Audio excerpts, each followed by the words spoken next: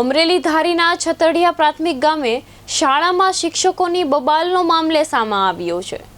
2 દિવસ પહેલા શિક્ષક અને શિક્ષિકા વચ્ચે માથાકૂટ થઈ હતી। આથી છતડિયા ગામે પ્રાથમિક શાળાના તાળાબંધી કરવાનો વાલીઓએ નિર્ણય લીધો છે।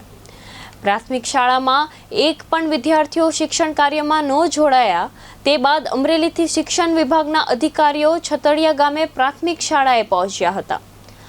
વાલીઓ દ્વારા વિદ્યાર્થીઓના વિડીયો વાયરલ કરવા અંગે સવાલો ઉઠાવ્યા હતા। શિક્ષક અને શિક્ષિકા વચ્ચે માથાકૂટ મામલે જિલ્લા કક્ષાની તપાસ કમિટીની રચના કરાઈ હતી। શિક્ષણ વિભાગના ટીપીઓ ભગીરથસિંહ ગોહિલ જિલ્લા પંચાયતના સદસ્ય મધ્યસ્થી બન્યા હતા।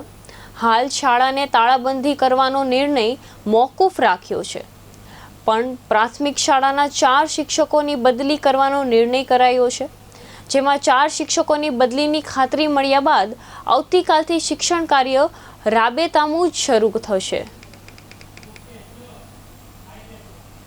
આને કાંઈ ભણાવતા જ નથી ને અહીંયા કાંઈ આવડતું નથી। બરોબર।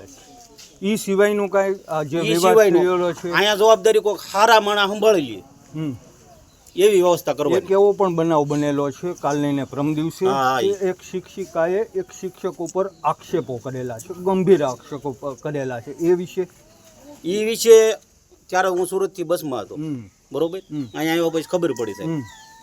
અને પહેલી વાત આ બધું સાહેબો જ અંદર બાધા કરશે તો છોકરાને કઈ ભણાય છે? એટલે ભણાવતા નથી, ધારી તો જ ન આવડતું હોય ને ત્યાં જાય સાહેબ।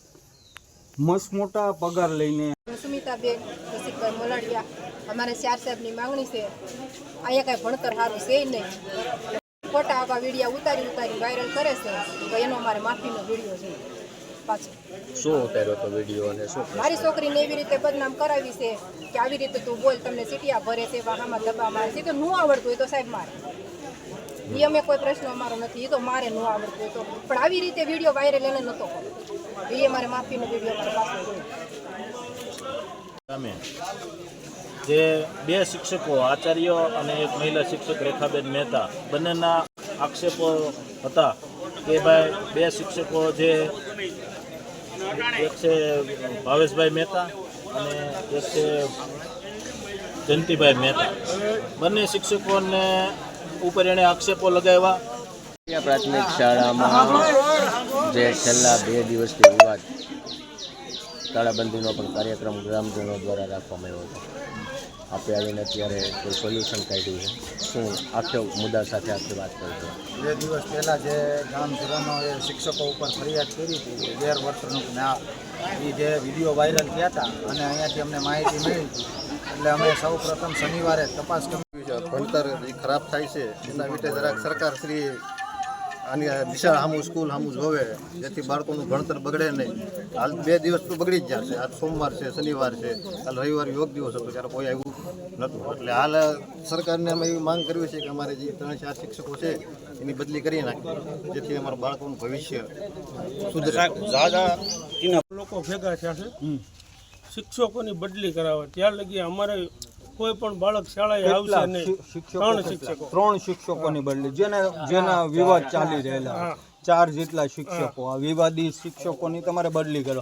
જો બદલી ન થાય તો અમારા બાળકો શાળાએ આવશે નહીં। તે તાળાબંધીનો ને એવો કંઈક કાર્યક્રમ આ ગામની અંદર હતો, તો એવું પણ છે કાંઈ? હા, તાળા મારી દેવાના છે। એટલે આ છે અમારું બાળક નિશાળે જઈને થોડુંક આગળ આવે, ભણી શકે, પણ એ માયલું કોઈ રિઝલ્ટ મળતું નથી। છેલ્લા 2-5 વર્ષથી નબળું છે, બહાર ભણવા જાય તો હોશિયાર, બરોબર છે, બહાર ભણવા જાય તો, પણ ગામમાં સ્થાનિક આ શિક્ષકો મસ્ત મોટા પગાર લે છે, એટલે આપણે એ પ્રમાણે એજ્યુકેશન આપતા નથી, એવી ગામ લોકોની ફરિયાદ છે। વાલીઓ